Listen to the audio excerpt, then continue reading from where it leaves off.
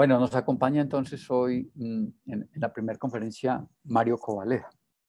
Mario es de Intuitiva Consultores, es el director de aquí de Manizales, en Colombia. Mario es una persona con una gran movilidad en Colombia y en muchos lugares de América Latina en torno a todo lo que él desarrolla en el mundo académico y en el mundo empresarial. Mario nos va a conversar de tensiones entre incertidumbre y gratitud. Mario, entonces, te damos la palabra y quedamos atentos a tu voz y a tu audio. Muy buenas tardes. Muchas gracias, profesor Miguel, a la Universidad de Manizales y a Horizontes Humanos por esta invitación. Un saludo para los compañeros del foro del día de hoy. Un saludo para las personas que están siguiendo esta transmisión. Para mí es un gran privilegio poder compartir algunas ideas y sentires con todos ustedes. El gran título de estos foros se llama Pensarnos en y más allá de pandemias. La primera provocación que yo quiero hacer para este espacio es sentirnos en y más allá de pandemias. Quiero introducir esta noción del sentirnos porque mi criterio, en mi sentir y en mi experiencia, pensarnos puede resultar insuficiente para movilizar las acciones que requerimos movilizar y activar en nuestras sociedades en tiempos de pandemia y más allá de pandemia. Entonces sería pensarnos, sentirnos en estos tiempos. Y hablando de dónde emerge esta provocación, emerge porque nos educaron para pensar. Nuestra sociedad está diseñada para enseñarnos a pensar. Y poco se ha trabajado, o más bien es insuficiente lo que se ha hecho, en una sociedad que nos acompañe a enseñarnos a sentir, o por lo menos que nos abra las posibilidades, no solo al pensar como mecanismo de control del sentir, sino al sentir como mecanismo activador de la transformación, de la acción, del movimiento, del aprendizaje. Entonces, en el fondo, nos educaron para tenerle miedo al cambio y para ser siempre los mismos.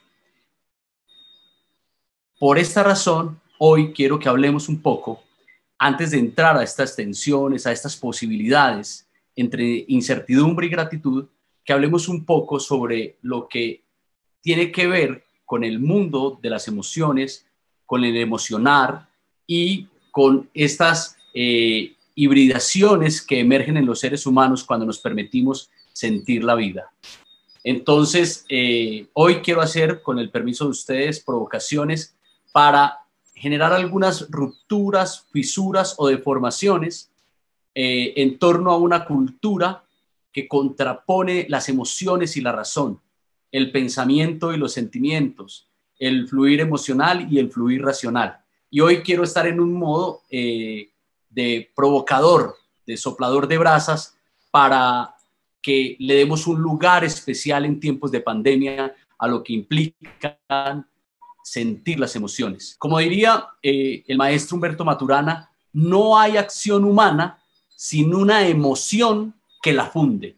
Y no hay acción humana sin una emoción que haga posible el acto que emerge de la emoción. Entonces, las acciones tienen un sustrato totalmente emocional.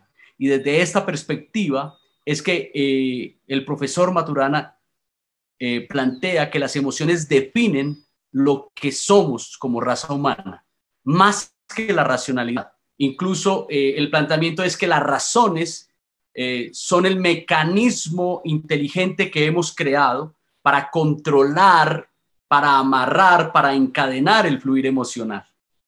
Y en esta lógica, entonces, quiero que entremos para que conversemos sobre estas tensiones entre incertidumbre y gratitud con un preámbulo en reivindicar el lugar de las emociones en tiempos de pandemia y más allá de las pandemias. Generalmente, los sufrimientos de los seres humanos emergen en un tipo de recurrencia emocional.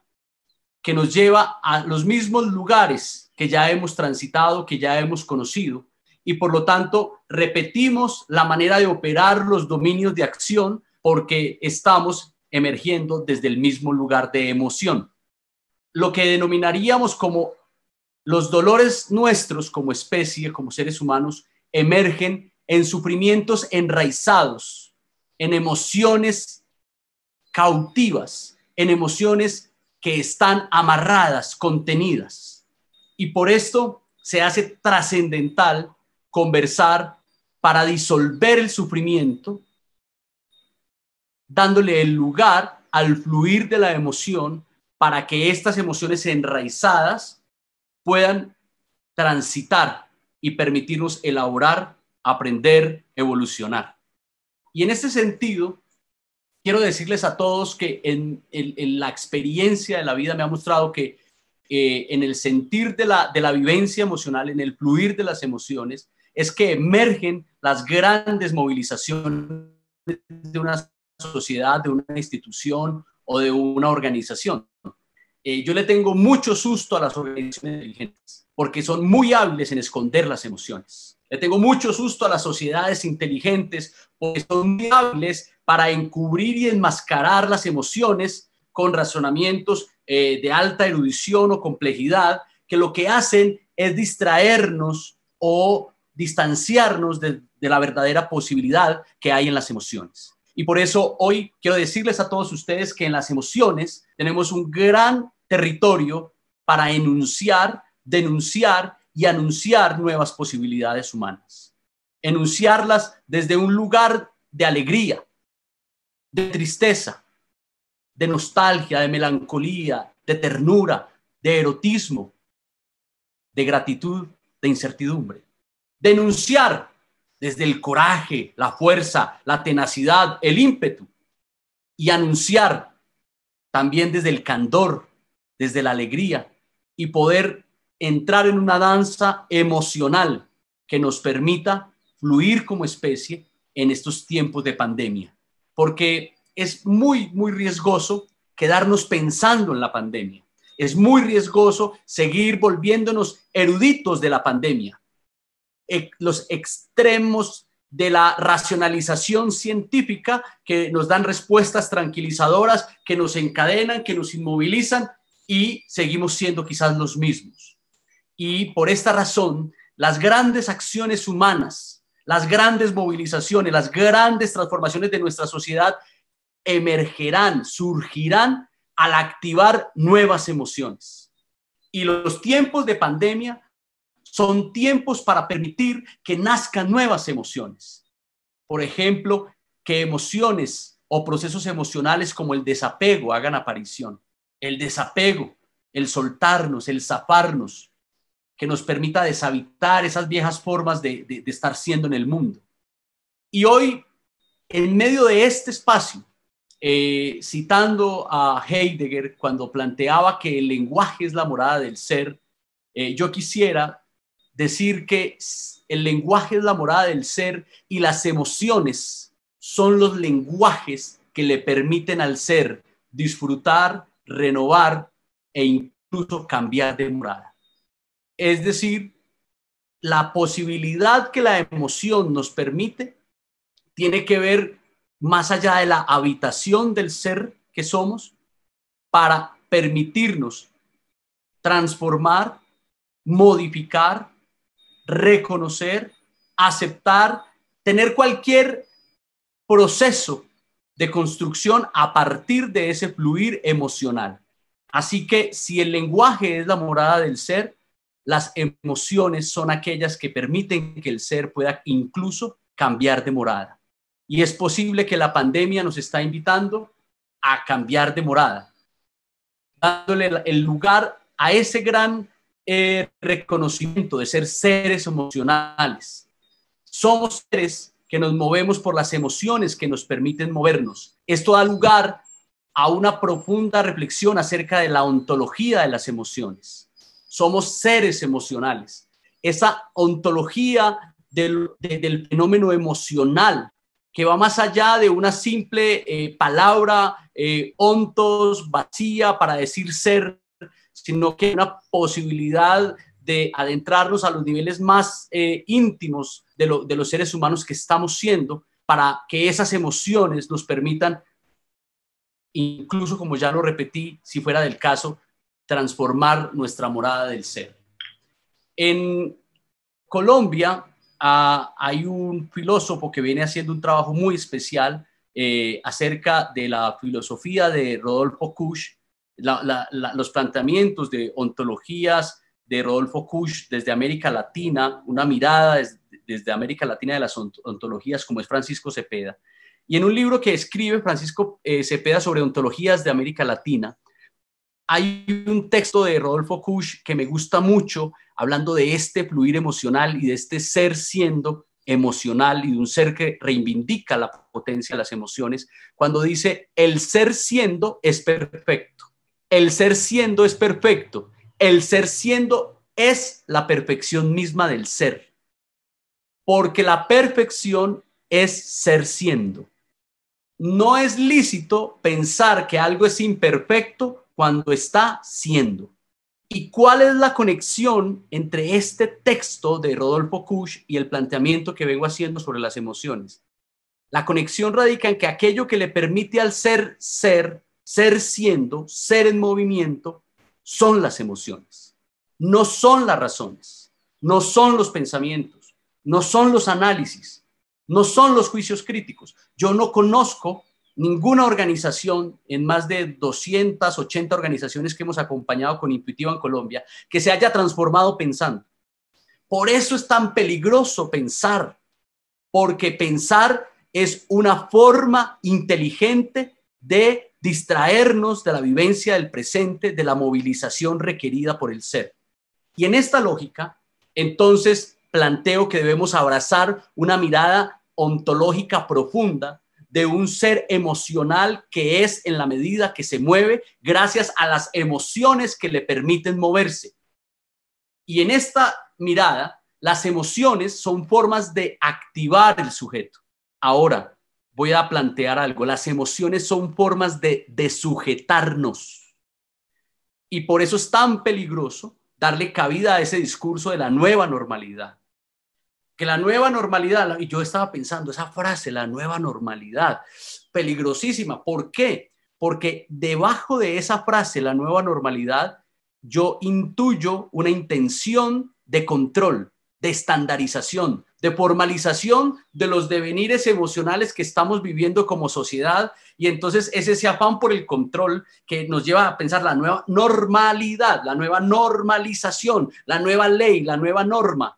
Y en ese sentido, entonces yo quiero decir que debemos abrazar, abrir el escenario a las emociones, porque las emociones son con seguridad una gran forma de desujetar el sujeto sujetado por la palabra normalidad, de desujetar el sujeto normalizado, amarrado, ese sujeto que está anclado por formas específicas de cómo la sociedad le dice que debe ser, de cómo la sociedad le dice que debe vivir o debe habitar. Con esta pandemia debemos darle un nuevo lugar a las emociones, al fluir emocional, para permitirnos habitar y deshabitar formas de ser a través de la movilización que nos permite el ser siendo en movimiento. Y por esta razón, los seres humanos, cuando nos permitimos fluir en emociones, aprendemos más rápido, nos movilizamos más rápido, intuimos más rápido, decidimos mejor. Cuando le damos el lugar a las emociones, dejamos de pelear con las lógicas de control. Cuando le damos el lugar a las emociones, le damos el lugar a nuestra humanidad. Y quiero llamar la atención con lo siguiente. Las lógicas de control están creadas para colonizar el fluir de las emociones. Y no conozco una sociedad que se pueda transformar, una organización que se pueda transformar, si no es a través de la vivencia de las emociones. Y por esta razón hemos planteado un esquema muy sencillo para la vivencia emocional desde nuestra escuela, desde Intuitiva, y es acompañar a las personas, equipos, organizaciones, para que activen las emociones, para que activemos las emociones. Las emociones no emergen para ser controladas, tampoco emergen para ser descontroladas. Las emociones deben tener un tránsito, un fluir como el cauce de un río, que nos debe permitir activación emocional, inmersión emocional, tránsito emocional, elaboración emocional, que sería el aprendizaje. Y por esta razón, hoy quiero decirles que en la multiplicidad de conversaciones en tiempo de pandemia, hay multiplicidad de fluires emocionales, y esos fluires emocionales nos permiten visibilizar o invisibilizar posibilidades de acción. Y si queremos transformarnos como sociedad, no es pensando que lo vamos a lograr. Si queremos transformarnos, movilizarnos en la educación, en las instituciones, en las organizaciones, no es pensando, es conmoviéndonos que vamos a lograr. Conmovernos para rediseñar nuestras sociedades, conmovernos para rediseñar nuestras instituciones. Y esto de conmovernos tiene que ver con moverme con el otro, con tomar esas emociones como materia prima de la movilización y conmoverme para rediseñar la escuela, conmoverme para rediseñar las instituciones, conmoverme para rediseñar la sociedad, permitiéndome fluir emocionalmente, porque las emociones nos van a permitir visibilizar o invisibilizar las posibilidades de las sociedades que queremos desarrollar, que merecemos tener. Y hoy quiero llamar la atención sobre dos grandes lugares de aparición de las emociones, de vivencia de las emociones y de emociones mismas, como son la incertidumbre y la gratitud. Incertidumbre, el prefijo in, hacia adentro. Pareciera que las incertidumbres son las certezas internas, las certezas más íntimas de ese ser que es siendo. La incertidumbre es un estado emocional que emerge en la ausencia de control. Y bienvenida la ausencia de control en una sociedad, porque la ausencia de control se configura en una autopista para la exploración, para el candor, para la creatividad, para el rediseño, para reinventar la sociedad que estamos siendo. La incertidumbre es un nuevo lugar de la creatividad, de la imaginación. Es un nuevo lugar para anunciar el rediseño de la sociedad. La incertidumbre no es una calamidad. Y esto es importante incorporarlo y lo quiero dejar hoy planteado para todos ustedes. La incertidumbre es uno de los más grandes frutos de los miedos que hoy vivimos en el tiempo de COVID. La incertidumbre nos permite el desapego. La incertidumbre nos enseña a perder, nos enseña a sentir el vacío, y en el vacío emerge la gran posibilidad creativa. La incertidumbre entonces es un lugar de indeterminación, y como no está determinado, entonces se configura la posibilidad de lo nuevo, de lo distinto, de lo emergente. Cuando le pedí el favor al profesor Humberto Maturana que me regalara su firma, su autógrafo en el último libro, El árbol del vivir, en su último libro, me escribió una frase que decía: Mario, que este libro te acompañe a soltar todas tus certezas. Y hoy, en tiempos de pandemia, esa frase me estremece más fuerte, porque cuando soltamos ese exceso de certezas, aparece un semillero de posibilidades. Y por esta razón, las emociones asociadas a los sentimientos, a los estados de incertidumbre, nos van a permitir tener disposiciones para pasar a un nuevo escenario de acciones, porque somos esas emociones que habitamos. Y para ir cerrando, le quiero dar el lugar a la gratitud. ¿Y por qué las tensiones entre incertidumbre y gratitud? La gratitud tiene que ver con un reconocimiento genuino del otro, con un reconocimiento de valoración acerca de la vida que he vivido, del mundo que he caminado, de los lugares que he visitado, de la vida que he tenido. Pareciera que la gratitud es una de las más grandes y bellas formas de reconocimiento de lo otro, de los otros. La gratitud como una emoción que nos permite reconocer que requerimos del otro, que si queremos transformarnos, requerimos del otro, si queremos aceptarnos, requerimos del otro, si queremos rediseñarnos, requerimos del otro. Y entonces la gratitud toma un lugar especial porque la gratitud es la emoción que le abre las puertas al reconocimiento de todo lo que existe. Y en esta lógica, con incertidumbre y gratitud, en tiempos de pandemia, con las emociones como materia prima de nuestra transformación, de evolución y aprendizaje, podremos sentirnos y rediseñarnos como nuevas sociedades. Gracias, muchas gracias, Mario, por tu presentación, por la emotividad que pones en ella, por entregarnos todo tu rigor lingüístico alrededor de esto. Quedarnos con la palabra de las muchas expresiones que trajiste, aprender a perder. Agradecerle a los distintos asistentes que vemos por acá, a Adriana, a Ana Cecilia, a Karina, a Carlos Eduardo, a Concha de allí de Tarragona, a David, a Doris de la Florida, a Edith, a Hernán Darío, a Clemencia, a Jaime Restrepo, a Lady Carolina, a Fernando Valero allí de Tarragona también, Luis Fernando, a Luz Adriana Osorio de aquí de Confamiliares, Luz González, María Adela, a Nilson, a Nancy, a Rodrigo Matos de Brasilia, a Vilma Patricia, a Jiminson, a Milena y otros que tenemos por las otras redes, a Gonzalo Tamayo, el decano de la Facultad de la Universidad de Manizales, y otra serie de personas que se han ido reportando. Agradecerles como las emisoras, Mario, como las emisoras de los pueblos en las cuales podemos saludar a todas las personas, pues saludémonos aquí tranquilamente, démonos ese espacio de poder nombrar al otro y de poder nombrarnos. Continúa entonces con estos 20 minutos, José González Monteagudo. José González Monteagudo lo conocemos hace un buen tiempo. De José González, como de todos los ponentes que hemos tenido aquí, no tengo sino gratitudes y lindas memorias. Una gratitud con José, a un lado de Fernando Valero, es que ellos fueron los que me abrieron todo el camino por Europa y todos los contactos. José González Monteagudo, dentro de las muchas virtudes que tiene, una es hablar todos los idiomas por donde pasa. Tiene una inteligencia, pero impresionante para los idiomas. Es de una habilidad superior para eso.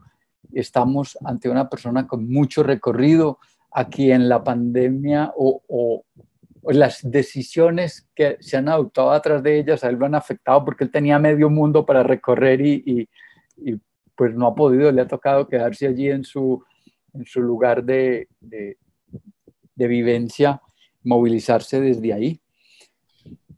José, estamos muy atentos a escucharte, a estar en tu flujo lingüístico, en lo que has titulado como la lectura y los libros antes, ahora y después de esto que nos pasa.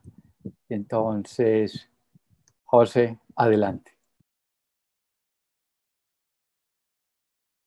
Muy bien, muchas gracias. Muchas gracias por la invitación. Muy contento también por el listado de personas que acabas de leer y mencionar. Saludos para todos ellos, todas ellas. Gracias por la invitación. El colega Mario que me ha precedido ha sido escrupuloso, los 20 minutos, ¿no? Esta es una de las cosas positivas, ¿no? 20 minutos, no discurso muy extenso, muy largo. Pero claro, también tiene otra dificultad y es que es un ritmo muy intenso.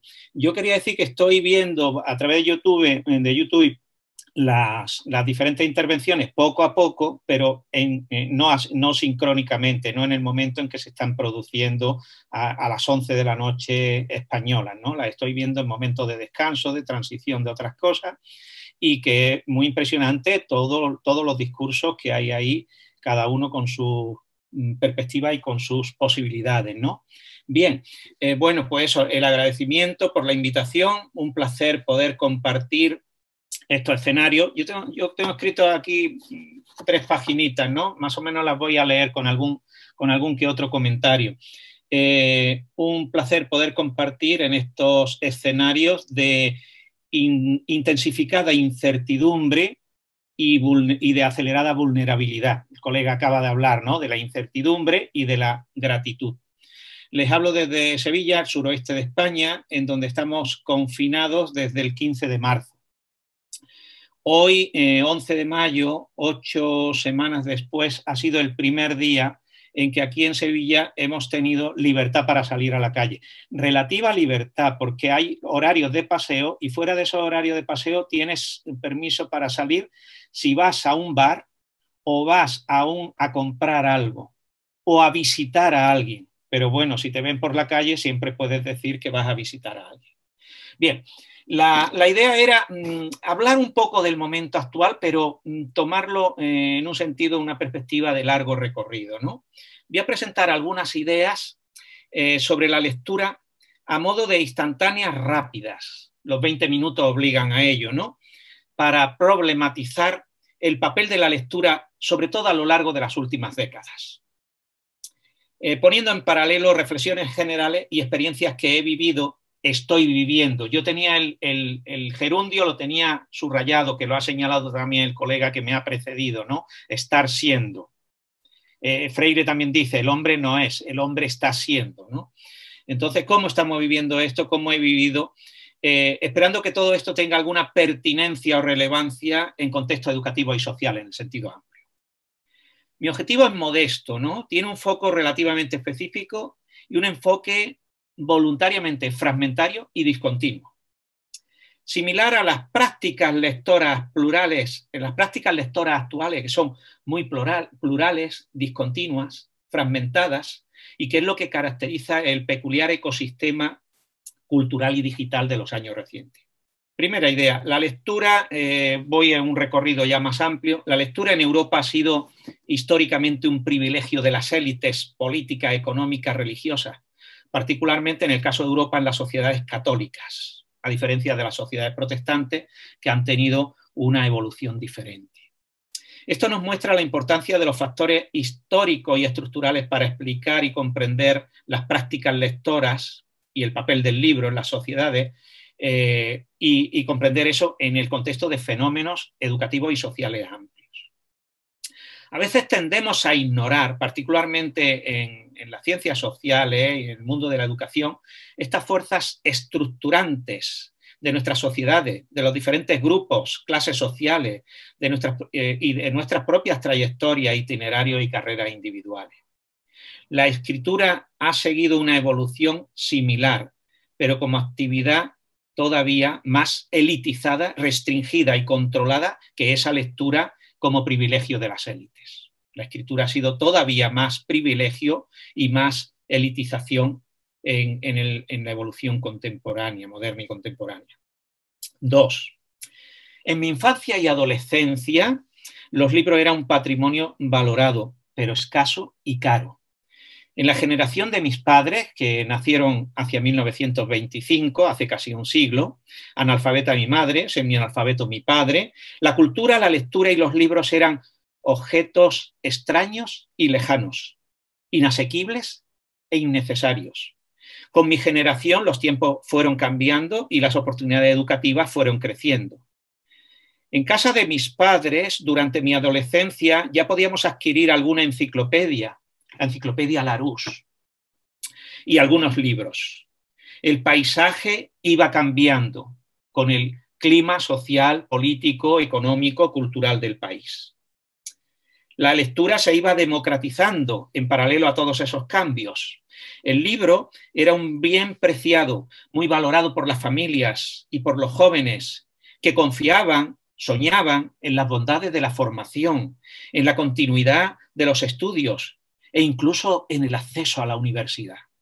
Esto representaba una perspectiva modernista e ilustrada de la cultura, de la formación y de la lectura. 3. Algunas estadísticas, estoy mencionando los números por el sentido de fragmentos que a veces son muy discontinuos. Algunas estadísticas indican que la mitad de los andaluces, mi región, 9 millones de habitantes, nunca lee un libro. Pensar en estos datos me provoca mucha tristeza, que es un sentimiento muy vivido durante las últimas 8 semanas de confinamiento. Esto me lleva a llamar la atención sobre la desigualdad social como problema central de nuestras sociedades, de nuestra humanidad en su proceso histórico, y que tiene este fenómeno de la desigualdad, tiene perfiles muy específicos e intensificados en las últimas décadas, paralela y ambivalentemente al gran desarrollo económico de la globalización neoliberal. Me he puesto muy triste en estos últimos días al saber que se estima, Organización Internacional del Trabajo, que hay ahora o ha habido en las últimas semanas aproximadamente 1.600 millones de trabajadores en el mundo que estaban en la economía informal y que han tenido que dejar de trabajar de la noche a la mañana, perdiendo sus ingresos que permitían la alimentación y los pagos básicos de sus familias. Cuando pienso en la gente que no lee, pienso en los grupos vulnerables, discriminados, excluidos, explotados, limitados en sus derechos, semiesclavos del neoliberalismo depredador y egoísta, obligados a jornadas de trabajo interminables, que habitan infraviviendas y que se ven privados de los servicios básicos y de los derechos humanos elementales. Los sistemas educativos y las buenas intenciones de docentes y gestores de la educación no pueden cambiar estas situaciones estructurales, aunque sí acompañar procesos de alfabetización crítica y empoderante en todas las etapas educativas y en todas las edades de la vida humana, desde la educación infantil al doctorado, desde los primeros momentos de la vida a la educación de los adultos y de los mayores. 4. La lectura ha ido cambiando de manera rápida a lo largo de las últimas décadas y particularmente creo yo, y aquí también hablo desde mi propia experiencia, a lo largo de los últimos 10 o 15 años. En paralelo a la profundización de la sociedad digital, lo cual incluye el acceso masivo a Internet, el desarrollo acelerado de los celulares inteligentes y el crecimiento exponencial de las redes sociales. 5. Ha habido un concepto clásico y humanista de lectura que hoy sufre una crisis de legitimidad y de público muy patentes. Esa lectura reposada, tranquila, volcada hacia el humanismo clásico y contemporáneo, las humanidades, la literatura, la filosofía, la historia, el pensamiento, el ensayo, los problemas actuales, los viajes, la espiritualidad. Esa lectura reposada de todo eso ha entrado en profunda crisis. Hace unos años una colega universitaria de filología me decía en una entrevista: claro que mis alumnos leen mucho menos ahora que antes. Ella se estaba refiriendo a este concepto canónico de lectura clásica y humanista, que es por otra parte el que domina entre literatos y pedagogos y humanistas. Pero seguía la colega, es que yo no tengo inconveniente en reconocerte que yo también leo mucho, leo cada vez menos que antes, influida por los cambios de la cibercultura y de las redes sociales. Creo que este concepto clásico tenemos que defenderlo y protegerlo, pero va quedando reducido cada vez más. Fernando Bárcena, que nos ha acompañado en los conservatorios, nos acompaña en los conversatorios, representa muy bien esta visión clásica de la lectura. Hace poco manifestaba en su Facebook en el contexto de su confinamiento: he decidido volver a leer la Odisea, cada día un canto, a lo largo de las próximas 3 semanas. El propio Bárcena suele comentar que sus colegas de la universidad cada vez leen menos. Y sin embargo, 6. Sin embargo, habría que analizar la lectura en los últimos años y en las últimas semanas. Primera vez que tantas personas estamos encerradas en nuestras casas, en un contexto que también por primera vez, en el que también por primera vez somos conscientes a nivel planetario de este hecho, que seguimos minuto a minuto con un despliegue colosal de informaciones y de conocimiento. Tenemos que analizarlo entonces desde una perspectiva más plural. La lectura se ha pluralizado, diversificado, descanonizado. Aquí puede haber un problema de interpretación porque el enfoque clásico de la lectura, incluyendo a buena parte de los docentes, como decía anteriormente, tiende a excluir de la lectura con mayúsculas muchas prácticas actuales y recientes que son lectura. Claro que sí, que son lectura, pero que tienen rasgos que desafían este enfoque más clásico, humanista, modernista e incluso redentor de la literatura y de la lectura. 7. Estas transformaciones son paralelas a la transformación del libro como objeto físico y como bien cultural, como artefacto al mismo tiempo material y simbólico. La materialidad del libro se está transformando de manera acelerada y creo que tal vez irreversible. Los libros en papel y los libros digitales. envasados en vulgares formatos de PDF. Sabemos que los libros en papel, lo mismo que la prensa en papel, evidentemente no va a desaparecer. Pero, 8. Pero he vivido y estoy viviendo esta transición del libro en papel al libro electrónico a nivel personal de una manera problemática y ambivalente. Hace varios años decidí ir simplificando y reduciendo mi biblioteca personal, pues los libros inundaban el pequeño apartamento urbano y el despacho en la universidad. El proceso ha sido doloroso, pero creo que en conjunto positivo para mí. He dado, regalado o donado entre 3.000 y 4.000 libros a lo largo de los últimos años. Esto representa 70 metros lineales de estantería. 9. En estas 8 semanas de confinamiento pasados en la casa, he pensado mucho en esos libros que desaparecieron de mi vida por voluntad propia. Sobre todo cuando he vivido el confinamiento en plena soledad, en completa soledad, que ha sido las 4 primeras semanas, un mes. Pensaba, por ejemplo, en la maravillosa edición en 4 volúmenes de las obras completas del poeta andaluz Federico García Lorca, que ofrecí antes que a nadie a mi hermano Manolo, que es actor profesional. Y lo primero que me preguntó fue: Pepe, ¿por qué? Y yo le respondí que tenía esa misma edición en formato digital, lo cual no es del todo una respuesta convincente. Este modesto ejemplo personal muestra la encrucijada de la lectura y del libro en los tiempos recientes, encrucijada que el encerramiento obligado de esta semana ha profundizado y radicalizado. 10. Las posibilidades de acceso casi ilimitado al conocimiento más variado y actualizado constituyen uno de los rasgos de las últimas décadas, en paralelo a la globalización y al desarrollo de las tecnologías digitales y la sociedad del conocimiento. Nuestras prácticas lectoras se van haciendo, como decía antes, más plurales, discontinuas, fragmentadas, variadas. No hay tiempo para contar cuál es el flujo, digamos, de direcciones y de interacciones y de incitaciones y motivaciones a la lectura vivido en estos días, que es una continuidad radicalizada de lo que hemos vivido en las semanas anteriores al confinamiento, lógicamente, ¿no? Pero digamos algo sobre ello. Estos días de confinamiento yo he vivido el torbellino de lo que digo. Todos lo hemos vivido, imagino. De una manera intensa, radical, profunda. Facebook, Twitter, la prensa de diferentes países o los medios y modos de información de la gente según su conexión mayor o menor con las redes sociales. Una entrevista de un periódico me lleva a buscar un libro del entrevistado en Scribd o en LibGen, grandes bibliotecas globales, algunas de ellas que roban a las grandes empresas multinacionales de la edición, dicen, para darlo libremente. Esto tiene sus problemas éticos y sus problemas legales.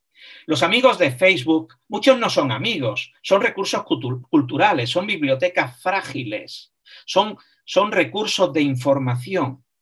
Recomiendan lecturas, informes, investigaciones, anuncian sus últimos libros que van a publicar o han acabado de publicar. Ahora mismo vivimos este torbellino de los lives en Internet, ¿no? Hace poco Francesco Tonucci ha hecho una presentación por Internet que han seguido 70.000 personas. Jorge La Rosa estuvo presentando uno de sus últimos libros con Fernando Bárcena, 1.700 participantes. Bien, estos amigos falsos, entre comillas, de Facebook, en el sentido positivo de la palabra, problematizan conceptos, ideas, tendencias, en interminables comentarios que se replican y dialogan e intertextualizan unos con otros en debates cruzados. La información que intenta convertirse en conocimiento, en algo articulado. Cuántos aprendizajes a un ritmo acelerado, pero que aspiran a construir un orden y un significado que tenga sistema, estructura, capacidad de apropiarme por mi parte de este caudal enorme de conocimientos, de ideas, de experiencias, de emociones, de saber compartido, de inquietudes. Son fragmentos. Los fragmentos concluyen de manera inesperada. Bien, voy a recomendar finalmente, estoy en el momento final de mi presentación, voy a recomendar un libro e invitar a su lectura, ¿no? Porque después de todo lo que he dicho, con este libro quiero reivindicar también esa concepción clásica, humanista, añado yo ahora aquí, romántica de la lectura, de la escritura, de la formación, de la literatura, de las artes, de las humanidades. Quiero reivindicar esa visión, ¿no? Que por otra parte he intentado problematizar y enfrentar a la explosión de la información y de la comunicación que Internet ha favorecido de una manera intensa y decisiva. Y el libro además habla de la lectura, el libro que quiero recomendar habla de la lectura, de los libros y de los viajes. Lectura que estamos haciendo mucho y viajes que estamos más limitados de hacer, como acaba de mencionar también Miguel, ¿no? Me parece un buen cierre para los comentarios. El libro está escrito por Edward Wilson Lee y se llama Memorial de los libros naufragados, Hernando Colón y la búsqueda de la Biblioteca Universal. Muy brevemente, Hernando Colón era el hijo pequeño y legítimo de Cristóbal Colón. Este es un libro grandioso y original, la primera gran biografía de Hernando Colón, que fue explorador, cosmógrafo, biógrafo, bibliotecario, pintor. Nació en Córdoba en 1488, murió en Sevilla en 1539, vivió 51 años. Murió en la calle Goles, que está junto al río Guadalquivir, a 1 kilómetro de aquí, desde donde les estoy hablando ahora mismo. Viajó con su padre a América en uno de los viajes, no sé si el cuarto, me parece, no estoy seguro, entre 1502 y 1504. Pero sobre todo Hernando Colón lo que tuvo es una gran pasión en su vida, que son los libros. Hizo 2 grandes viajes por Europa buscando y comprando libros, y por toda España también. Burgos, Salamanca, Toledo, etcétera, ¿no? Y recorriendo toda la Europa central, del sur y del norte. En 1520, 1522, 1529, 1531. La importancia del libro, el amor al libro.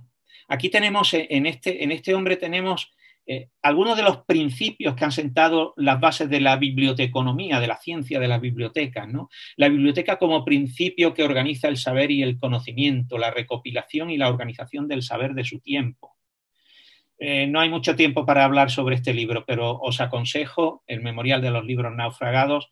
Es un gran libro que me parece que abre muy buenas perspectivas para cerrar, digamos, una discusión sobre la lectura y los libros. Muchas gracias. Muchas gracias, Pepe. Un abrazo por todo lo que nos ha dado a conocer. Te manda saludes el decano Gonzalo Tamayo de la Facultad de Ciencias Sociales Humanas, con quien compartimos en Brasilia, en Toledo, en Tarragona. Te manda saludos especiales, Pepe. También recordarle a nuestra gente que a través de la emisora de la Universidad de Manizales, UM Radio, se está haciendo la transmisión en directo de todas estas conferencias que hemos venido teniendo, es decir, allí tenemos otra gran cantidad de escuchas. Agradecer a la Universidad de Manizales, a la Facultad de Ciencias Sociales Humanas, a los diferentes directores de programas que están allí, y al CEDUN, que ha sido una institución, una parte de la institución muy dedicada, muy consagrada a este ejercicio que hoy venimos desplegando. Nos acompaña entonces ahora Berta. Berta Aurora es una chica también egresada de la Universidad de Manizales cuando la maestría se llamaba Educación, una de las maestrías de Educación Docencia. Luego ella todo el tiempo ha estado allí en el Politécnico Jaime Isaza Cadavid de Medellín. También nos ha acompañado en diferentes movilidades que hemos desplegado en esta apuesta muy amplia y de bastante tiempo en Horizontes Humanos.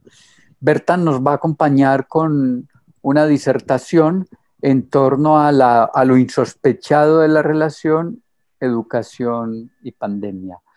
Gracias, Berta. Bueno, es para mí de verdad un gusto poder compartir con el doctor Mario Covaleda y con el doctor José González mensajes muy hermosos, muy humanos, que nos llenan de esperanza este asunto de los trasegares educativos. Y igual como tú dices, Miguel, agradecer a la Universidad de Manizales y muy especialmente a ti también, porque haces posible que estos horizontes se expandan positivamente para que la humanidad se nutra cada día. Entonces voy a hablar del asunto de lo insospechado en educación y pandemia, esa relación que se está estableciendo actualmente. Y hay que decir que hablar de lo insospechado entonces es enfrentarnos a un asunto que nadie pues espera o se esperaría que hubiera podido pasar, que no se tenía ni la más leve sospecha que tuviéramos que vivir o sortear algo semejante como en este caso la pandemia del coronavirus. Nadie se esperaba, por ejemplo, que ciudades como Las Vegas o como París o como muchas otras ciudades del mundo estuvieran solitarias y donde las máquinas registradoras de dineros y capitales económicos tampoco dejaran de estar sonando y estar activas. Tampoco nos lo esperábamos que los aeropuertos estuvieran vacíos o que las múltiples agendas institucionales, empresariales, profesionales y hasta domésticas tuvieran que cancelarse o posponerse, mientras la esperanza les entrega una mirada que las saque de la sospecha del hacer o del no hacer. Todo eso que está allí escrito o enlistado, que puede ser urgente o puede no serlo, que puede estar implicando mucha gente o muy poca gente. En fin, todo esto sigue estando en un constante vilo. Este asunto del insospechado también nos pone a cuestionar las teorías en torno al origen del coronavirus. Y muchas de estas teorías pueden estar pasando por el filtro de la pregunta si son conspirativas o no. Si lo de Wuhan en China fue un virus sembrado, o si es una cepa creada desde la ingeniería, o si es o no un arma biológica, o si fue un accidente, o si por el contrario saltó de una manera espontánea de la naturaleza. Todo se ve envuelto en un cúmulo de sospechas en relación con su comienzo y da lugar a otra serie de preguntas motivadas por las declaraciones de quienes viven en el mundo de lo financiero. Porque ellos tienen unas fauces bastante grandes y desean tener el control de las economías del mundo. Posiblemente haya intereses mezquinos en una solución que nos lleva hasta este insospechado límite. Que aparezca esto en el concierto de la historia tiene sus vaivenes. Esto lo digo porque sabemos la permanente controversia que existe entre algunas economías o potencias mundiales, en las que se vive una permanente disputa por el poder económico y lo que se le podría dar crédito a una de esas posibles y eventuales teorías de que esto tenga un orden conspirativo.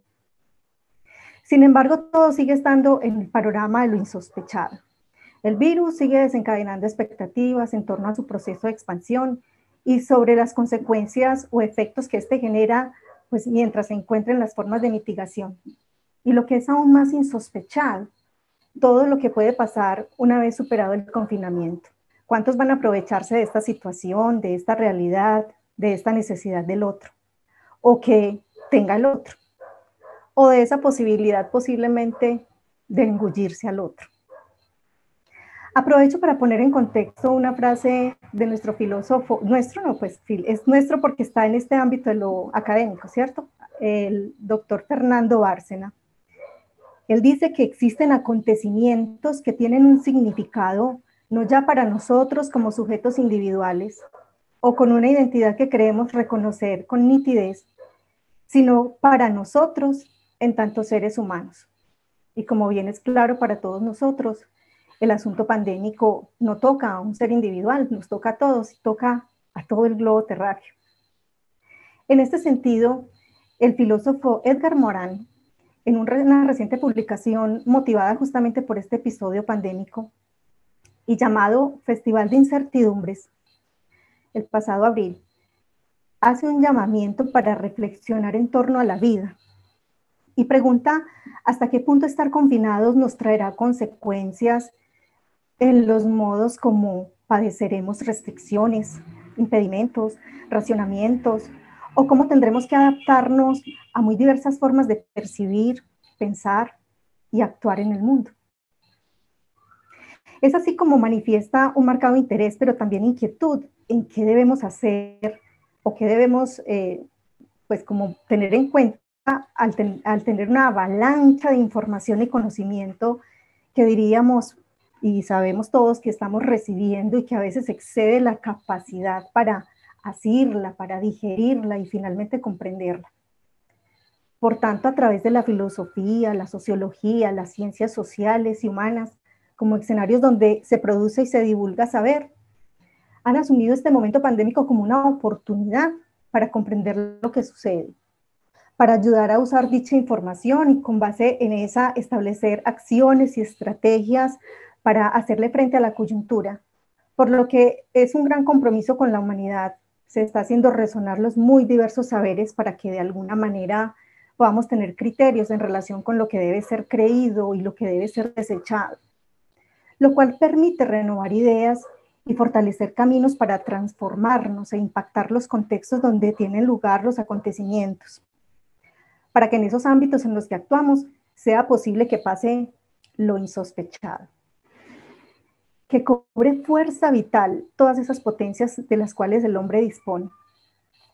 Porque tan insospechado puede ser algo negativo, como también insospechado puede ser esa gran afluencia de potencialidades que nosotros tenemos y que solo salen o son posibles de ser vistas cuando estamos en una posición que nos pone en límite, cuando hay una situación que nos pone, como en este caso el episodio pandémico. Aquí entonces vale o tiene gran vigencia una frase de nuestro filósofo y literato Miguel González González, que dirige estos rumbos de Horizontes Humanos, cuando él dice que cuando uno sabe lo que ignora, se convierte en una gran potencia. Y eso es verdad, porque nadie sabe de qué somos capaces hasta que estamos al borde de un límite absolutamente extremo. Y eso sí que aparece la posibilidad de pensar la crisis como una gran oportunidad. La historia de la humanidad siempre ha tenido momentos de crisis en muy diversos sectores y han sido afrontados de manera tal que dejan aprendizajes en los cuales muy posiblemente se conjuran otros episodios o se disminuyen las posibilidades de efectos demasiado negativos. Bueno, sin dejar de advertir con esto que cada perspectiva desde donde sea mirada puede aportar significativamente a la resolución de una situación. En este sentido, Boaventura de Sousa Santos, en una reciente columna de opinión, habla sobre si la verdad y la calidad de las instituciones de una determinada sociedad se conocen mejor en situaciones de normalidad, de funcionamiento corriente o en situaciones excepcionales de crisis. A decir verdad, en ambos escenarios de crisis o de aparente normalidad, siempre existe la gran oportunidad de derivar aprendizajes. Y en lo que hay que estar atento es qué asuntos moviliza la crisis. Una de ellas es la capacidad que tienen los estados y las instituciones para sobreponerse a las adversidades, o también para reconocer en qué asuntos no han sido pertinentes y oportunas las acciones. Por ejemplo, de esto puede ser pues un ejemplo el ámbito financiero, donde los bancos y las corporaciones tienen una lógica de ganar más y más, dado que tienen como piso de sustentación un capitalismo desaforado, lo cual hace pensar que todo lo que no arroje ganancias, como por ejemplo el caso de la salud, la educación de carácter público, la investigación, la cultura, el arte y hasta la misma ciencia, por no decir pues que todos los ámbitos, siempre colocan la estabilización de las ganancias por encima de todo, lo cual hace que se genere una dependencia de ellas y a partir de ello se conduce a unas priorizaciones que a su vez pueden ir llevándonos a un estado de crisis permanente. Por tanto, debe pensarse que la crisis ha de abrir horizontes de posibilidades de aprendizaje y una de ellas son las formas de relacionamiento, es decir, a qué nos debemos acercar y de qué nos debemos distanciar.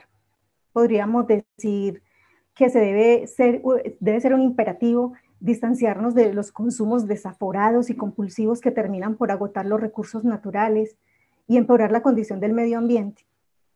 O distanciarnos de la indiferencia ante las desigualdades y la falta de oportunidades. Distanciar los egos que nos hacen sentir y pensar que hay un abismo enorme entre lo que hacen los maestros y lo que saben hacer los estudiantes. Por tanto, distanciarnos de la ignorancia, de los poderes malentendidos que nos distancian de la otredad. Y en este insospechado escenario que nos deja la pandemia, acercarnos a nuevas formas de concebir los aprendizajes para aproximarnos al otro en tono de escuchar y disponernos a estar allí, porque se aprende de los miedos, se aprende de las conversaciones, se aprende del aburrimiento, se aprende de lavarse las manos, de aprender a cocinar, a dibujar, a cantar y a jugar, de compartir en familia, pero sin lugar a dudas, de poner a reflexionar sobre estos asuntos, cuáles son las potencias y todas las posibilidades que ciertamente cabe para el caso de esta pandemia, de generar una educación que nos armonice un poco más y nos haga seguir sintiendo que desde la singularidad se sigue abrazando la pluralidad. Viene el caso entonces, en este escenario pandémico y todo eso que insospechadamente está pasando, hablar de la fragilidad, de lo humano. Y por ello voy a remitirme al doctor Gonzalo Tamayo, que ahorita Miguel le hizo el agradecimiento, quien asume este asunto como un proceso de reinsistencia, como una posibilidad de cuidar de sí mismo, pero también de los otros, partiendo de la posibilidad siempre existente de que el ser humano puede equivocarse, pero no por ello quedarse en ese asunto de la equivocación, sino que hay que reconocer que puede ir y volver a sí mismo, lo cual se constituye en una gran posibilidad de gestar una cooperación que constituye la vida misma. Eso cuando nos relacionamos con otros. Es así como debido a este episodio pandémico nos pone a todos en riesgo. La fragilidad hace que estemos en una muy posible disposición de cuidarnos unos a otros, en ese mismo deseo de proteger a quienes nos rodean. Y puede ser una condición de mayor vulnerabilidad. Por eso me parece oportuno compartir lo que nos dice el doctor Tamayo, y es que el cuidado de sí y de los otros edifica la observación y la escucha de la fragilidad del distinto a mí. Y en este sentido, la educación tiene mucho que reflexionar, decir y hacer en la constitución de seres humanos. Esa fragilidad nos pone a pensar en las desventajas que en este momento se están dando para las diferentes instituciones educativas, las desigualdades entre las instituciones públicas, las instituciones privadas, las desigualdades y las dificultades en el acceso al uso del Internet o al uso de las tecnologías, las maneras como se están llenando a los estudiantes de información y requerimientos para soportar evidencia de que maestros y estudiantes están en conexión. Pero lo insospechado es por cuáles situaciones emergentes están pasando nuestros estudiantes y maestros, con diagnósticos de enfermedades catastróficas a las que no se sabe cómo dar respuestas, o cuando se tiene que salir a perseguir las tejas del techo que el viento se ha llevado en una tempestad de las casas más humildes, donde las precariedades en la calidad de vida están insospechadamente presentes y que desde la educación debe tenerse como eslogan que la fragilidad del otro debe ser cuidada. Esto lo anuncio porque en el espacio donde laboro están pasando estas cosas. Y sé que no es el único lugar donde pasan, están pasando en muchas partes del mundo, complicadas además, con otras violencias y situaciones que definitivamente estremecen. Y es ahí donde lo insospechado de preguntarse a la educación, o de preguntarle a la educación qué tipo de respuestas tiene para cerrar las brechas de desigualdad, para mirar el rostro del otro y regalarle esperanza, para que las situaciones no se vistan con el ropaje de apocalipsis, entendiendo ese apocalíptico como aquello que casi siempre nos han vendido como algo terrorífico. En razón de este asunto que estoy esbozando, quiero que escuchemos un testimonio de una persona que ha vivido el asunto de la educación con todo su corazón, con toda su alma, casi que toda su vida, y que dirige los destinos de una institución educativa, y quiero pues como poderles poner esa visión de mundo y de experiencia frente a lo que ha vivido con el proceso. Soy Beatriz Elena Costa, coordinadora académica del Colegio Gimnasio Integral Santa Ana. Y sin pensarlo, solo va a ser fin de semana para no volver a ver a nuestros estudiantes. Una pandemia nos separó del abrazo, del beso, del canto al comenzar nuestra clase. Nos vimos sumidos en la virtualidad, sin haber querido estar en ella, y nos tocó estar a nivel de nuestros estudiantes, aprendiendo a manejar los chats, las evaluaciones y hasta el tiempo de las tareas. Hoy somos docentes virtuales, deseosos de volver a encontrarnos con la energía de los estudiantes que llenan nuestra esencia con su presencia. Bien, vemos entonces cómo este asunto de lo pandémico nos toca a todos y nos compromete a que estemos siempre en esa misión de que lo humano no se pierda, de que el contacto no se pierda, de que el rostro del otro no se pierda. Y entonces preguntarle cuál es ese papel a la educación nos pone también a pensar en que muchos de los filósofos, psicólogos, sociólogos, científicos, los maestros, de qué manera insospechada se han atrevido a conjurar los miedos que nos ha sembrado la situación pandémica, que han estado sembrando optimismo, dando acompañamiento, aportando saber y posibilidades de solución a través, por ejemplo, de los científicos de la Universidad de Antioquia y la Universidad Nacional, entre otras universidades, de la construcción de respiradores, de geles antibacteriales, de protocolos para estudiar y producir pruebas rápidas, entre muchos otros aportes. Por ejemplo, del sector grafitero de la ciudad de Medellín, quienes también fueron convocados a provocar soluciones en torno a este proceso pandémico. Por fortuna, el miedo no se ha robado la intencionalidad de aportación desde diferentes frentes. Uno de esos frentes es Horizontes Humanos, porque tiene dialogando a muchos expertos que sin ánimos vanidosos están aportando al tejido humano, calmando angustias y mostrando caminos posibles, haciendo que el pensamiento latinoamericano y global cobre otras dimensiones, autenticidad, y mostrando que otras formas de asumir la educación son posibles. Hoy se muestran muchas personas dispuestas a mostrarle otra cara a lo que está pasando, se está tejiendo humanidad. Solo se espera que las voluntades de todos, quienes tienen en sus manos la toma de decisiones, muestren su interés y compromiso por hacer de este episodio una oportunidad para superar con propuestas reales, contundentes y comprometidas lo que pareciera robarnos el aliento, hacernos sentir impotentes. Así que acaba de mencionar al doctor Fernando Valero, cuando afirmó en la charla anterior que estar informados no es estar educados, sino que hay que educar para afrontar el mundo real y hacerlo fundamentalmente desde el afecto, lo cual implica un compromiso real desde el ser y las diferentes disciplinas del saber para poder domesticar la desesperanza. Ya para ir terminando, tenemos muchos retos para hacer de este evento insospechado un buen renglón en la historia de la humanidad.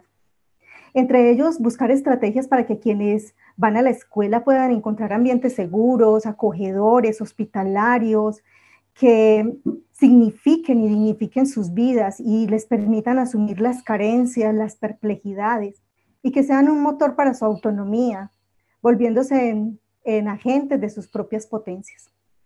Otro gran reto es propiciar que pase lo insospechado, que logremos estremecernos desde el encuentro con el otro, vernos reflejados en quien nos interpela con sus gestos, con sus miradas, sus asombros, sus realidades, sus sueños, sus utopías. Porque como lo dice Galeano, la utopía está en el horizonte. Camino 2 pasos y ella se aleja 2 pasos. Y el horizonte se corre 10 pasos más allá. Entonces, ¿para qué sirve la utopía? Sirve para eso, para caminar.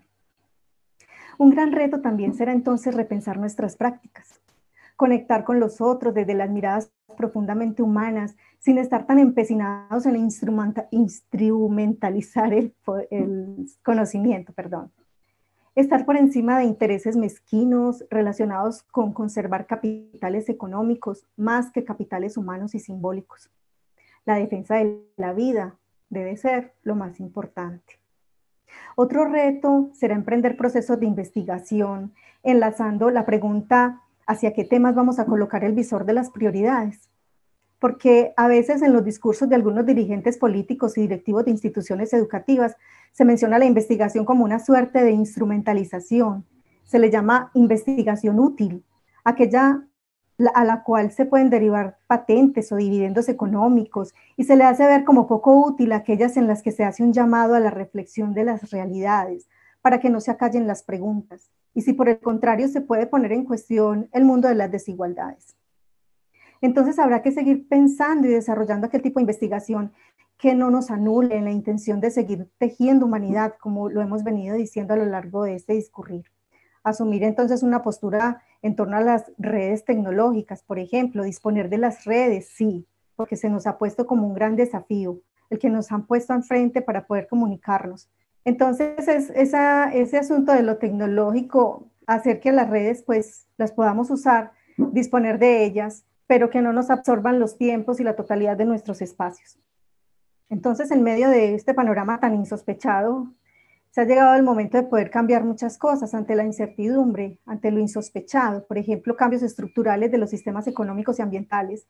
Por ejemplo, el fracking, las aspersiones aéreas con glifosato nos han puesto en una condición de verdadera sospecha en torno a los beneficios.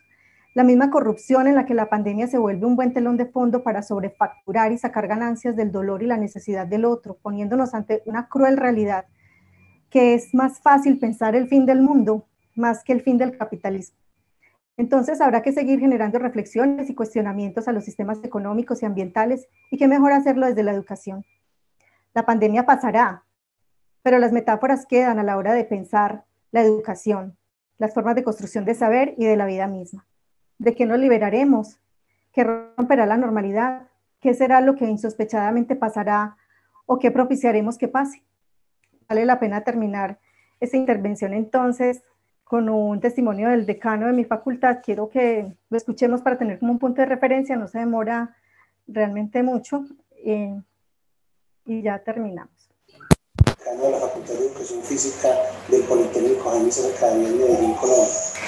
Si bien la pandemia que nos aqueja hoy a nivel mundial, la educación superior no es óbice de que pueda trabajar en ella y que pueda identificar cuáles han sido las dificultades que hemos tenido, tanto los estudiantes como docentes, administrativos, y más que eso las familias, esos núcleos familiares que están padeciendo hoy el confinamiento y el encierro en sus casas.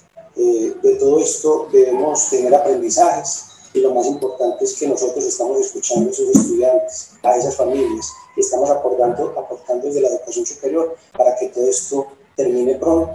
Si bien no va a ser lo mismo, yo creo que todas estas experiencias y todo lo que hemos vivido para que la educación superior en todo el mundo pueda avanzar. Bueno, quiero dar las gracias por la escucha atenta. Bien, gracias Berta. Quedamos entonces abiertos para preguntas. Mario, Jaime Restrepo Manotas, tú dijiste que perder en la incertidumbre es ganar en la certeza. Pero, dice él, pero la certidumbre es global y compleja. Las soluciones deben ser globales y de todos. ¿Qué hacer entonces, Mario? Okay. Bueno, muy bien. Gracias por la pregunta. Yo plantearía que si bien las soluciones deben terminar impactándonos a todos y beneficiándonos a todos por el hecho de ser soluciones, su origen no necesariamente es global. Hay unas conciencias que emergen en micronichos sociales que permiten plantear soluciones específicas, y esas soluciones se van a ir escalando para tener una incidencia global. Más si seguimos esperando que haya una solución global, pues habría una complejidad, porque ponernos de acuerdo globalmente, yo creo que el desafío es mayúsculo. A diferencia si estimulamos unos micronichos para que desarrollen soluciones locales que tengan escalabilidad global, y así podamos tener impactos colectivos como tal vez se plantea en la... Gracias. Una pregunta para los tres, la primera pregunta para los tres, para que abramos esta conversación. Leí hace muy poco, ¿por qué somos lo que somos? Era la pregunta. Varias respuestas llegaron. Somos lo que somos. Si somos lo que somos, ¿quiénes seremos a partir de hoy, a partir de lo ahora, de lo que nos viene ocurriendo, desde lo que ustedes enunciaron? Somos lo que somos por las acciones que emprendemos. Las acciones nos configuran en las personas que estamos siendo. Las acciones configuran la sociedad. Y por eso es tan relevante, profe Miguel y equipo, darle la posibilidad a nuevos universos emocionales que permitan nuevas apariciones de acción, porque somos, como diría Eduardo Galeano, somos lo que hacemos para cambiar lo que somos. Y en esta lógica, si somos lo que hacemos y las acciones son precedidas por la emoción o por las emociones, entonces somos las emociones que sentimos. ¿Y quiénes seremos a partir de ahora? No de tu discurso, bueno, que es tu discurso, pero de todo lo que tú estás viendo, que tú estás analizando en el entorno. ¿Usted qué dice? Yo creo, profe, que estamos moviéndonos a ser unas sociedades, nos queda un camino muy bello y es ser unas sociedades más conscientes, ser unas sociedades realmente más colectivas, más entretejidas, con mayor cooperación y colaboración, es lo que deberíamos llegar a convertir. ¿Vamos para allá o cómo crees que va esto? Aparentemente creo que vamos hacia allá, aparentemente, y soy un poco todavía escéptico porque veo resistencias a querer retomar formas de relacionamiento de la vida antes del COVID. Y esta pandemia ha cambiado nuestra forma de vivir y habría que tener desapegos de esas viejas formas de ser para permitir que la colaboración emerja como nueva forma de estar siendo en sociedad. Gracias, gracias. Miguel, se ha quedado congelado el sonido y la imagen cuando ibas a decir cuál era la pregunta. Entonces, sí, resúmela que no la he escuchado. Te la voy a resumir.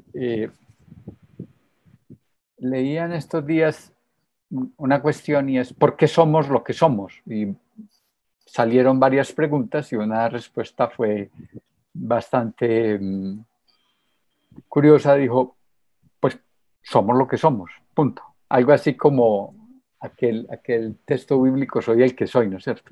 Entonces somos lo que somos. Si somos lo que somos desde tu ponencia hoy, que tiene que ver con el mundo de la lectura, todo esto, ¿quiénes somos a partir de ahora?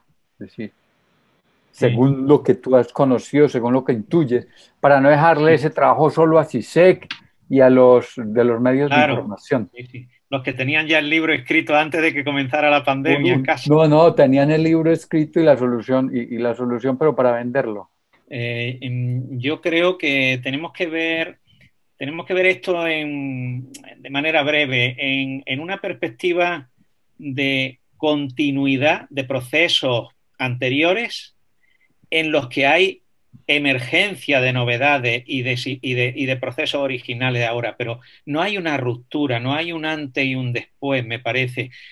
También es que no sabemos bien lo que está pasando, ni lo que va a pasar en las próximas semanas, ¿no? Y nos falta perspectiva para ver las consecuencias, pero yo diría que es una radicalización de los procesos de digitalización de nuestras sociedades, fundamentalmente. Ahora, ¿al servicio de qué van a estar eso? ¿De micronichos empoderados para promover cambio, inclusión, educación humanista, o van a estar al servicio de un fortalecimiento? Berta ha hablado mucho, ¿no?, de los intereses de los grandes intereses económicos que mueven, ¿no? Mucha gente dice que los grandes ganadores de esta crisis pandémica son las grandes empresas tecnológicas y por ahora va siendo verdad, ¿no? Los que invirtieron en Amazon o en Apple hace 15 años, aunque invirtieran poco dinero, ahora van camino de fructificar de manera tremenda. Entonces, resumiendo, yo creo que hay continuidad en los procesos, no hay un antes y un después. Y me parece que hay que hacer una lectura de desigualdad muy fuerte, porque estar enfrentado a este mundo actual que hoy pasa por lo digital está haciendo ver las desigualdades en ese acceso, ¿no? Pepe, has puesto un punto fantástico en la conversación, porque la humanidad siempre adora las rupturas y el punto cero, es decir, el año cero. Siempre vamos a reiniciarnos y siempre nos estamos reinventando. Y tú dices que hay una continuidad con los hechos que han ocurrido y que hay una radicalización de lo digital.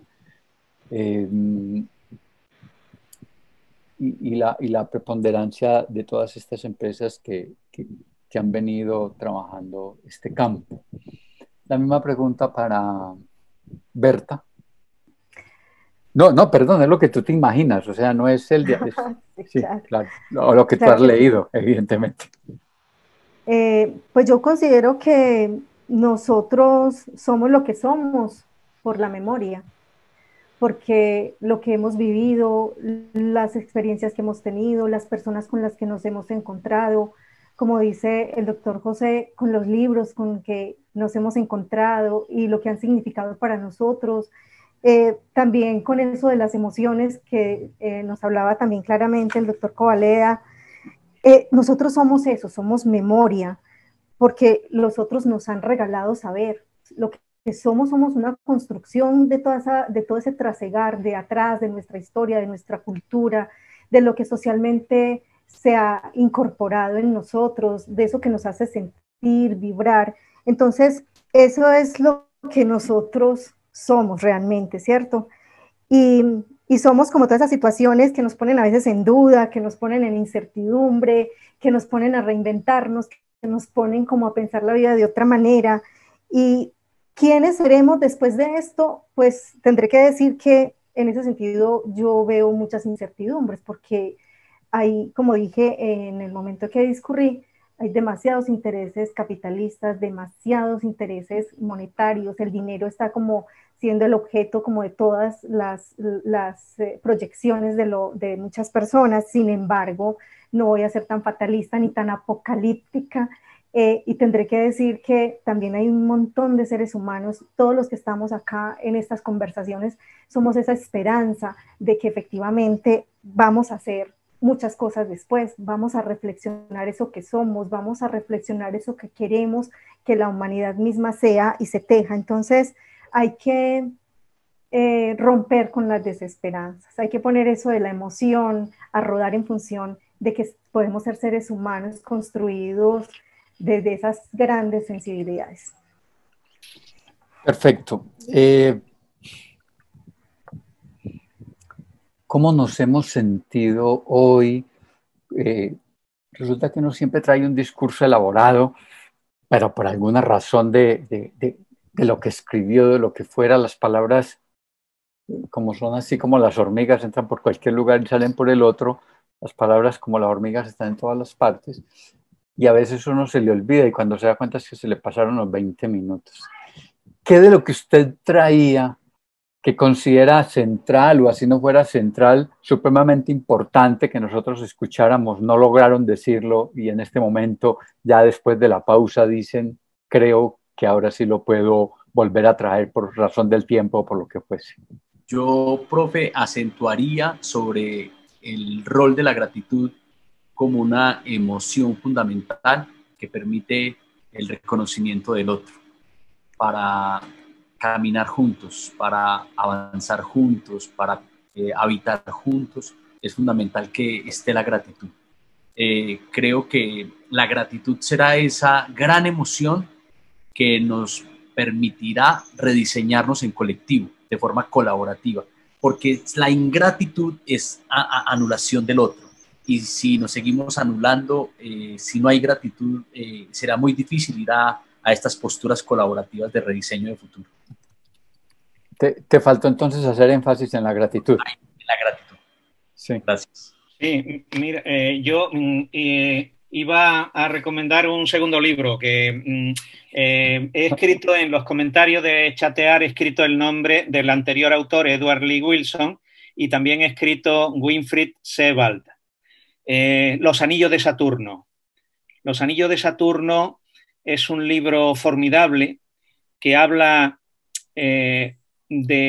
o sea, en el cual se puede explorar muy bien el efecto que tiene sobre los lectores los grandes libros, ¿no? Es un viaje en los años 90 en la campiña inglesa, cuando ya nadie camina por la campiña, nadie se desplaza en los trenes antiguos, es un mundo que está desapareciendo. Y a partir de ahí hay unas reflexiones que enlazan mucho con lo pandémico, porque por una parte habla del deterioro, de cómo decae todo, ¿no? Decaen los imperios, el imperio británico, la burguesía inglesa con sus grandes mansiones victorianas en el campo, ¿no?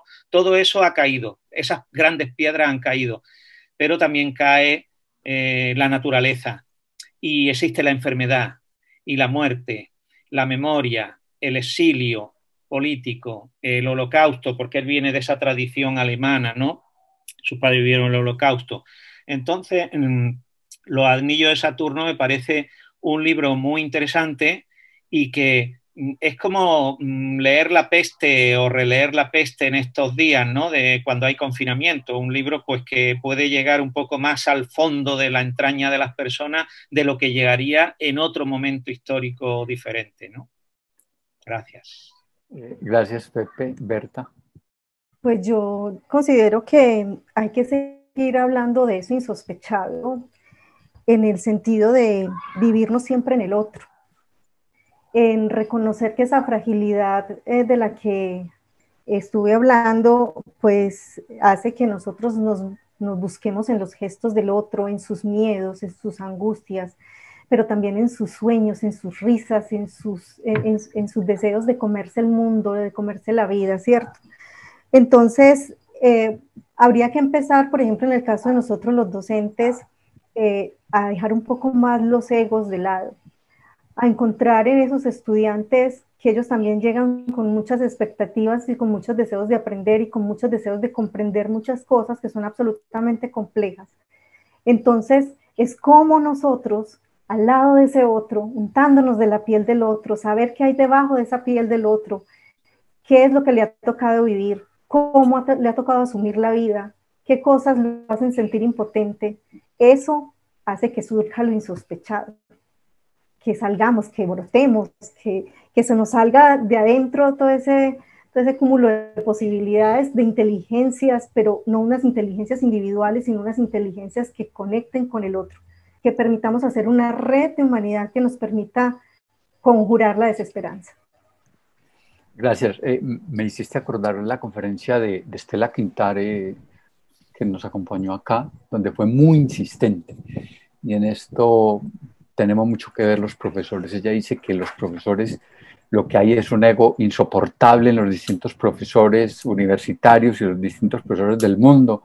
Cada uno de nosotros creemos que estamos anunciando la última verdad y en la capacidad de despreciar lo que sabe el vecino, lo que sabe el otro. Y nuestros currículos, nuestras hojas de vida parece ser el lugar de presentación y no algo de un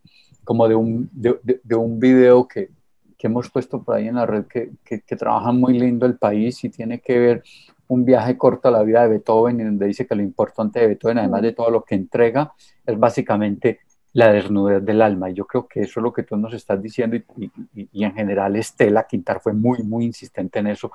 Ya está muy preocupada por la falta de desnudez del alma de nosotros los profesores, porque nosotros los profesores en general somos un cúmulo de egos y de construcciones extrañas, de publicaciones, bueno, toda esa crítica que está ahí supremamente profunda de Estela, que sí hay que revisar en lo profundo de nuestras formas y maneras de ser. Va una pregunta general para los tres que hace Concha, muy breve, y después hacemos un cierre con otro cuestionamiento, no un cuestionamiento, sino un llegadero para conjuntarnos entre nosotros. Concha dice que me da mucho respeto el hecho. Concha es una profesora que estuvo con nosotros en Tarragona en Horizontes Humanos, que nos ayudó o codirigió Horizontes Humanos allí al lado de Luis Fernando Valero. Es decir, Concha esto no se hubiese podido hacer, y Concha ha estado muy atenta a todos estos conversatorios. Ha sido una maravilla de mujer acompañándonos, ella y seguramente sus estudiantes y otras personas que suelen estar alrededor de uno en los encuentros. Dice Concha, me da mucho respeto el hecho de que se acabe creyendo que la tecnología sería la solución, ya que ahora ha sido un apoyo muy importante en muchos ámbitos. ¿Qué opinan ante esta posibilidad? Algo han dicho, pero pues en un minutico le podemos responder. Gracias, Concha, saludos. En mi sentir, la tecnología no ha sido la solución, ni tampoco será la solución. La tecnología será un mecanismo, un dispositivo que permitirá, facilitará, hará digamos que, posibles muchas de los movimientos que debemos hacer como sociedad. Sin embargo, la solución no es un medio, la solución no es un instrumento, la solución no es una cosa. Yo creo que tiene que ver más con las relaciones que se tejen a través de la tecnología como solución y no de la tecnología misma.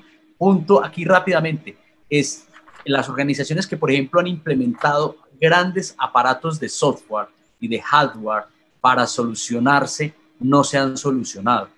Para solucionar sus sistemas integrados de información, normalmente fracasan.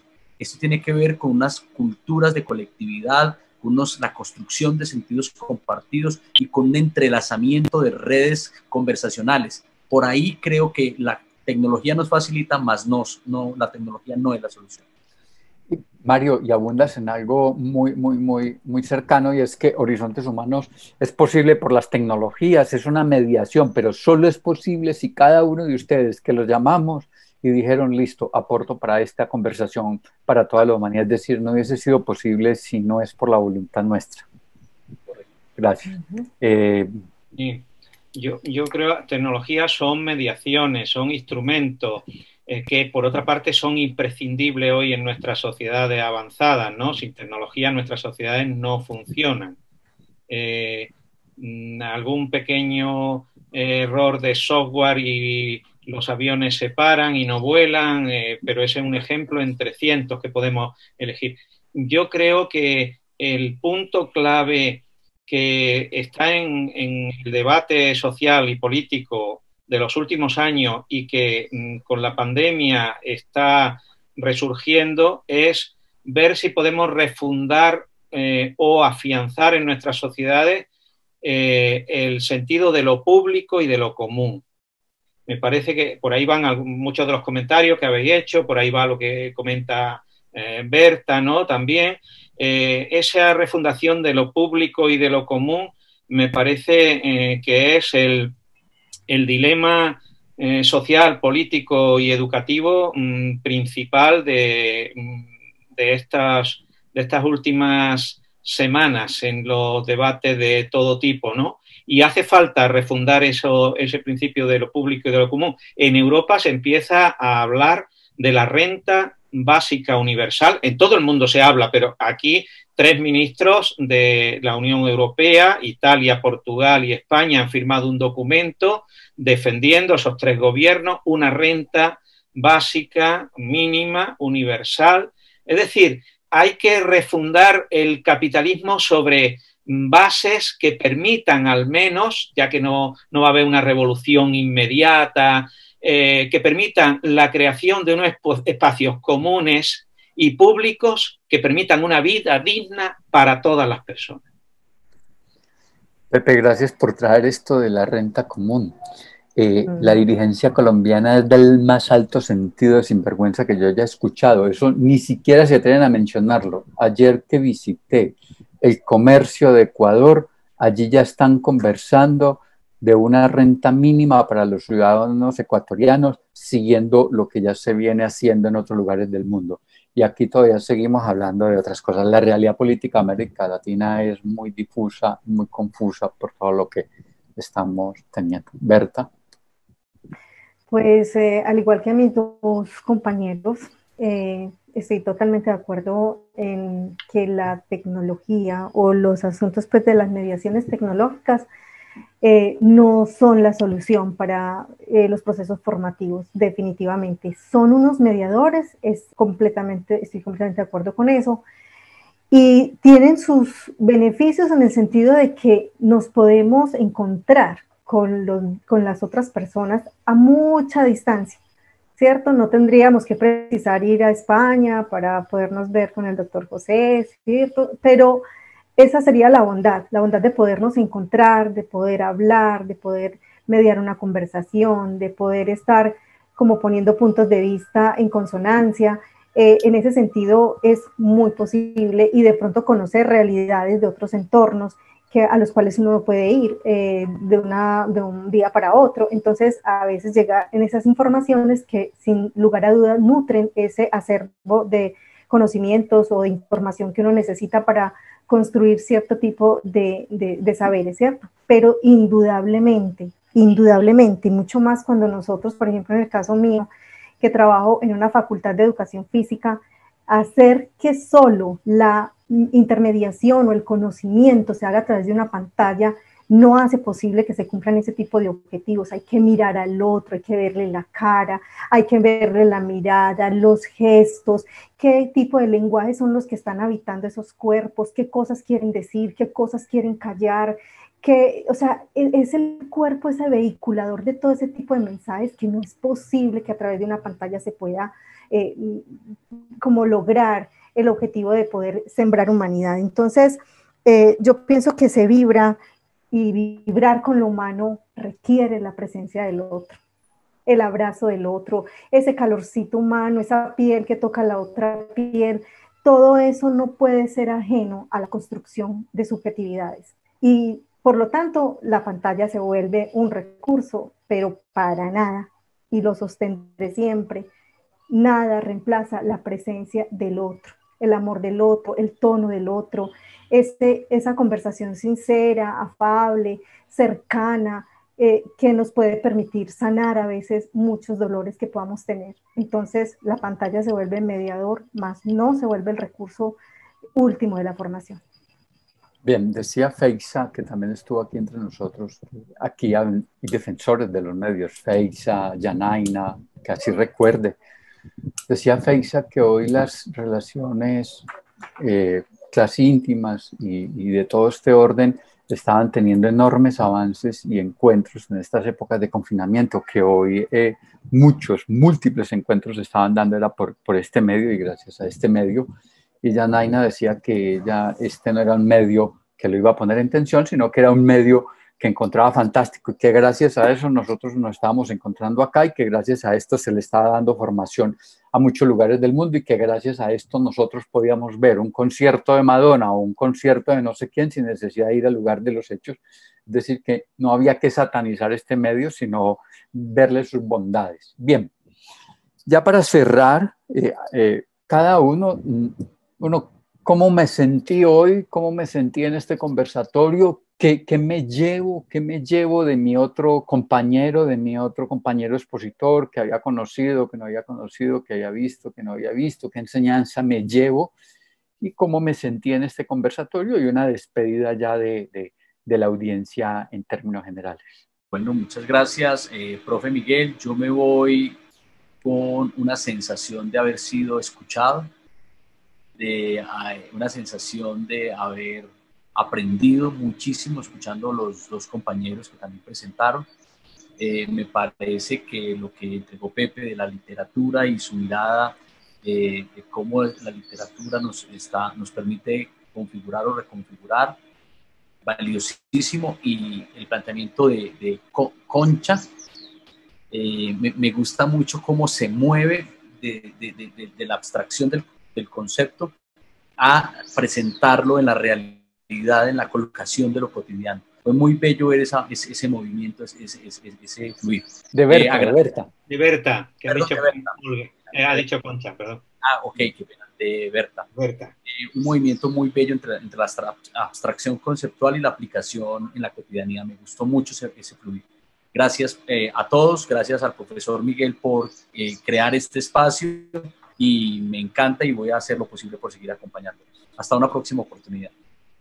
Mario, muchas gracias por acompañarnos con sus ideas, con todos sus lindos y enormes aportes. Eres una persona muy generosa que hemos conocido en el doctorado y en otros espacios y es muy lindo contar con personas como gente como tú, que cuando los llamamos dijiste de una, es fantástico. Quiero reconocer eso como lo hemos reconocido de manera pública con cada una de las personas, pero hay que nombrarlo así, que en lugar de decir cómo, dónde, bajo, ni siquiera teníamos claro cómo era, y dijo, listo, vamos para adelante porque es una posibilidad de encontrar. Muchas gracias, Mario.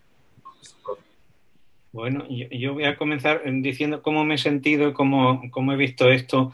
Me ha alegrado mucho de participar, me he sentido muy cómodo. Yo al principio, pues, sobre todo en esas 4 primeras semanas de confinamiento en completa soledad, pues quería estar un poco en silencio, o sea, no he buscado a otros colegas de organizar algo, pero si recibía alguna invitación pensaba que tenía que decir que sí, ¿no? Cuando lo dije que sí, que Miguel me propuso, dice, bueno, si no tiene un título, te valdría la soledad formativa en estos tiempos de COVID. Y entonces yo pensé en lo de la lectura, ¿no? Me ha alegrado mucho hacerlo, ¿no? Porque estoy como una esponja captando lo más posible de todo lo que está pasando, pero no estoy escribiendo casi nada de lo que me está pasando, de lo que nos está pasando. Me he dedicado al trabajo de la universidad y a los artículos y a cosas aquí de la casa y tal. Y esto me ha gustado porque es la primera vez que yo he intentado articular algo y expresar algo más allá de lo que se habla con los amigos y con la familia, en la comunicación más informal, ¿no? Pero estaba en ese sentido un poco más reservado, ¿no? Como estar en silencio, en parte por el dolor que envuelve toda la situación, sobre todo pensando en la gente que tiene situaciones más precarias, ¿no? Que pues Berta ha puesto alguna fotografía de estas de las banderas rojas, ¿no? En la Comuna 13 me parece que era una de las fotografías que aparecía. Entonces, me ha alegrado mucho eso. Yo lo que os he leído lo he escrito a las 9:15 de la noche.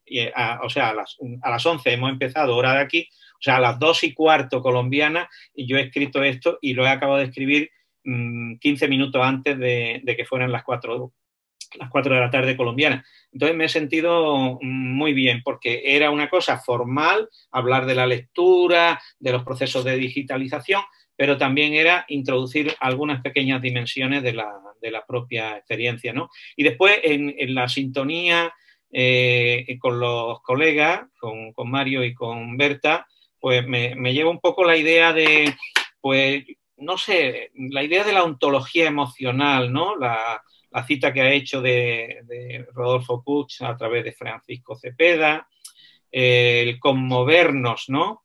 La incertidumbre, la gratitud.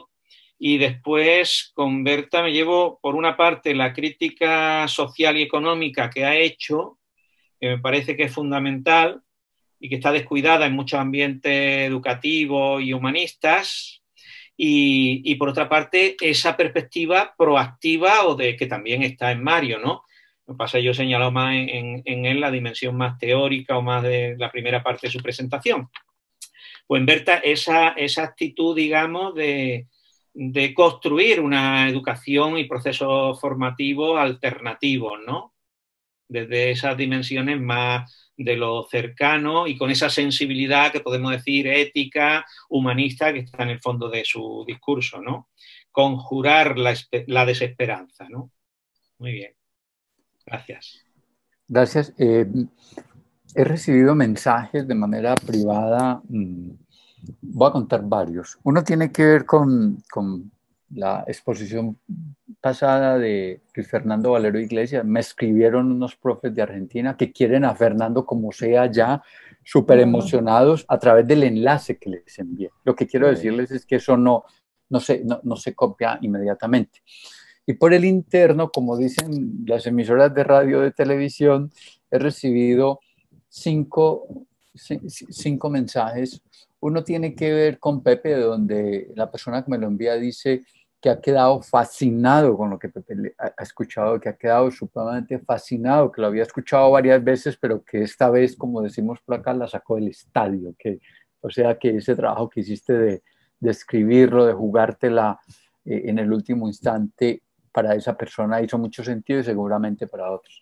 De Mario me llegó un mensaje que lo habían visto, lo habían sentido supremamente compenetrado y supremamente dedicado a lo que estaba ocurriendo, y les había emocionado unas citas que había hecho de Kush y la relación del pensamiento raizal. Y de Berta, esa conexión con la cotidianidad y la educación y esa necesidad de encontrarnos en el cuerpo a cuerpo. Bueno, ella lo nombra mucho mejor, que ella no dice semejante barbaridad que yo estoy diciendo, en el cuerpo a cuerpo. Ella nombró piel, en los roces de la piel y todo eso. Como en la erótica del cuerpo estaba hablando Berta. Bueno, Berta, tienes tu espacio para despedirte y cómo quedamos. Bueno, yo pues tengo que empezar por agradecerle inmensamente al doctor José y al doctor Covaleda, porque esos mensajes son absolutamente fraternos, llegan al alma, uno se enamora de su discurso, uno quisiera poderlos tener más cercanos para interactuar en esos episodios en los que nosotros estamos en las aulas de clase construyendo esos saberes, poder como hacer un amasijo y llevarlo a esos lugares, a esos escenarios de clase. Me llevo la invitación del doctor Covaleda en el sentido de que eso de las emociones se transitan por la experiencia y la experiencia permite que uno haga transformaciones y esas transformaciones que uno hace se sienten, lo sienten los demás y hacen que la vida se vuelva como más llevadera, como que uno se enamore más de lo que pasa cada día. Entonces, del doctor Covaleda me llevo esa gratitud, me voy muy agradecida con esas palabras, con esos mensajes, con esa forma de construir humanidad tan amorosa.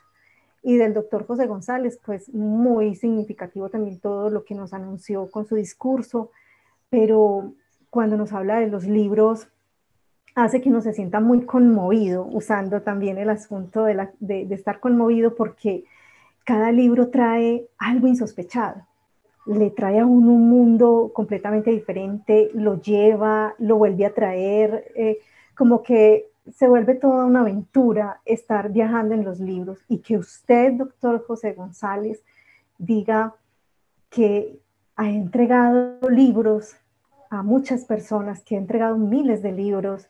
Uy, eso es un mensaje que provoca agarrarlo y darle muchos besitos, porque usted está regalando vida, está regalando emociones, está regalando saber, está disponiéndose usted es toda una disposición de ternura para a quien le han llegado sus libros.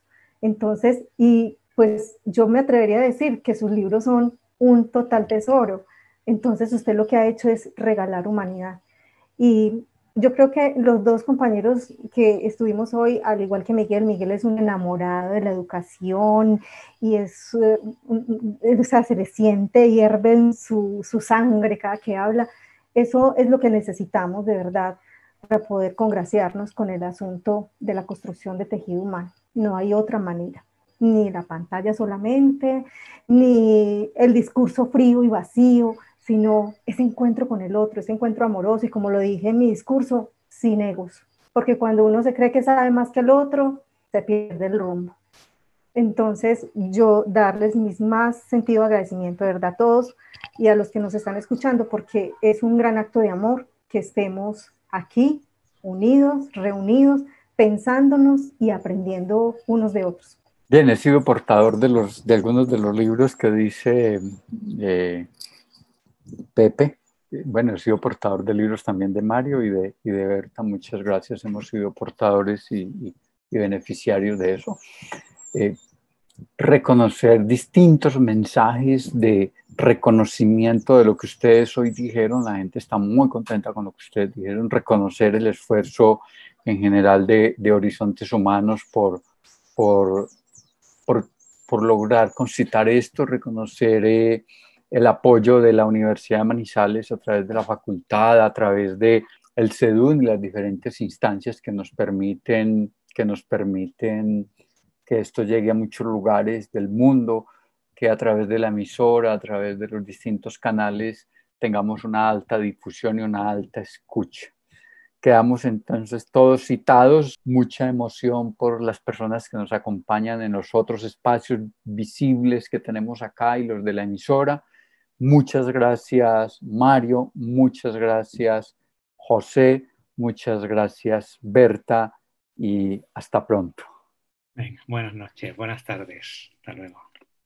Gracias.